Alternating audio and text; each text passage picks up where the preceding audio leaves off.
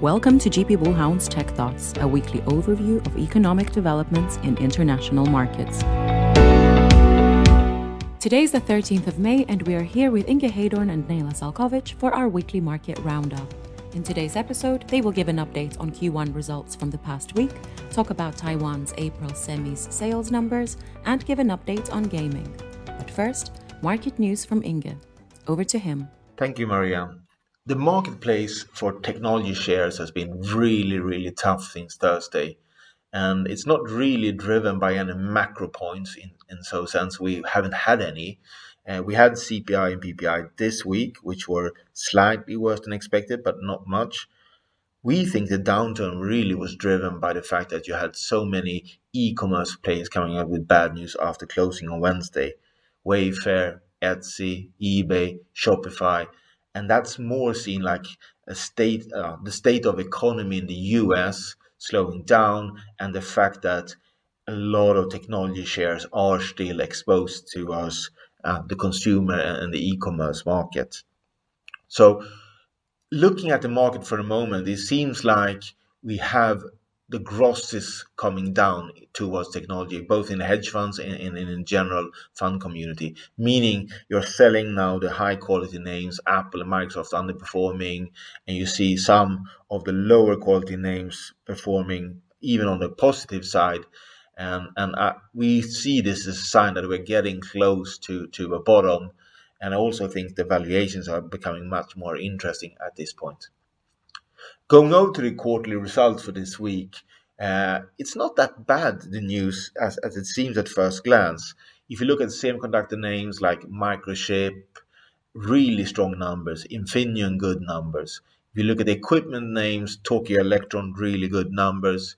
If you look at the Taiwanese sales numbers, if we move into that also on semiconductor sales, April really strong from TSMC, UMC, VIS. So really healthy numbers. And then keep in mind then that we have a weakness in low-end PC, we have weakness in low-end phones, and that's still not affecting the market enough to bring it down. We're still seeing record high volumes in April. So the health in the semiconductor side is still there, so we're not worried about that. And we just saw SMIC coming out with very strong numbers today, utilization rate over 100%, and the same with Global Foundries 2 days ago. So the semiconductor side is still very healthy. Yes, the consumer side, we have seen some weaknesses, as we earlier pointed out. And on the result season this week, we have seen some of the high flyers stumbling, like Palantir and Unity, Coinbase, and that's really dragging down the sentiment in the marketplace, but not really important if we look at the fundamentals for technology and the demand.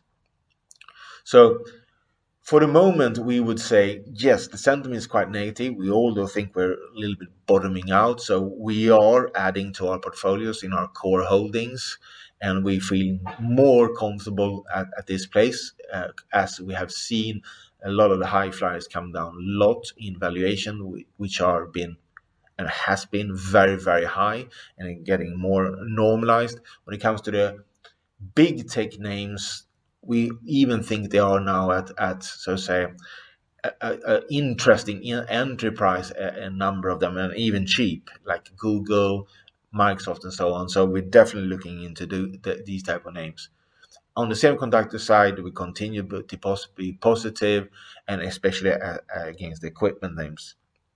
We will move over to gaming soon with Nela, but just one thing to highlight: the gaming companies are still guiding billings to grow this year, which could be a little bit seen as a contradiction to the consumer weakening. But remember, recurring revenue is now a bigger portion of the sales for many of these than selling new games. So over to you, Nela, and a little bit more details on the gaming side. All right, so we've seen some heavy financial results news this week. Pretty much all the big gaming companies are ending their fiscal year or quarter. And starting off with Nintendo, which we have been discussing here a lot. They shipped 4.9 million units last quarter and was in line with their forecast, which really proves that our model is correct as well. And they're further forecasting 21 million units for the year, which is slightly below last year's, but still an incredible number. And I mean, this will be another year where there are over 20 million units, and they will pass PS4 lifetime sales with this. They also performed really well on software. However, they're guiding down a bit for the year, so that's something we're going to keep in mind. And looking at Sony, PlayStation for the quarter shipped 2 million units, and I mean this is really low, but also something we already knew. So in context, we know that this is driven by shortages and not really the demand, I would say. Software also jumped a little due to new releases during the quarter, Gran Turismo, Horizon, so we could really see a big interest there.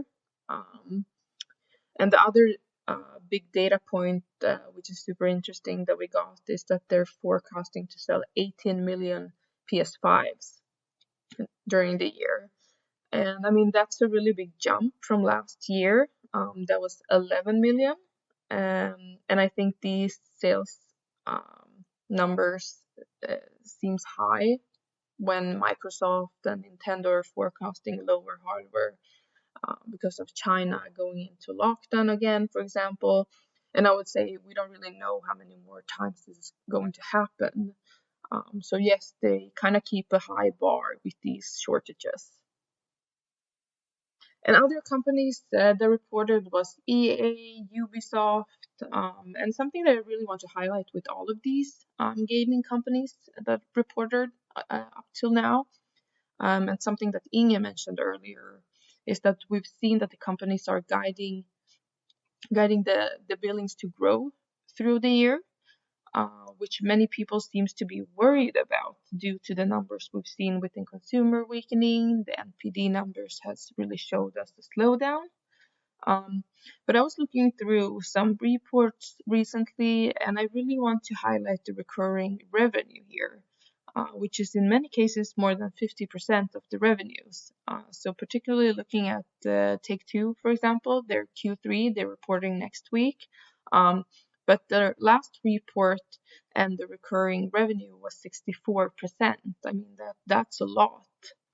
And I think that this shows a lot that the power is not only in the new big releases of these companies. So, I mean, we know that this sector has been trading at a very low multiples, but have had a tough period with COVID, which is probably the reason for why growth has been weak in the sector.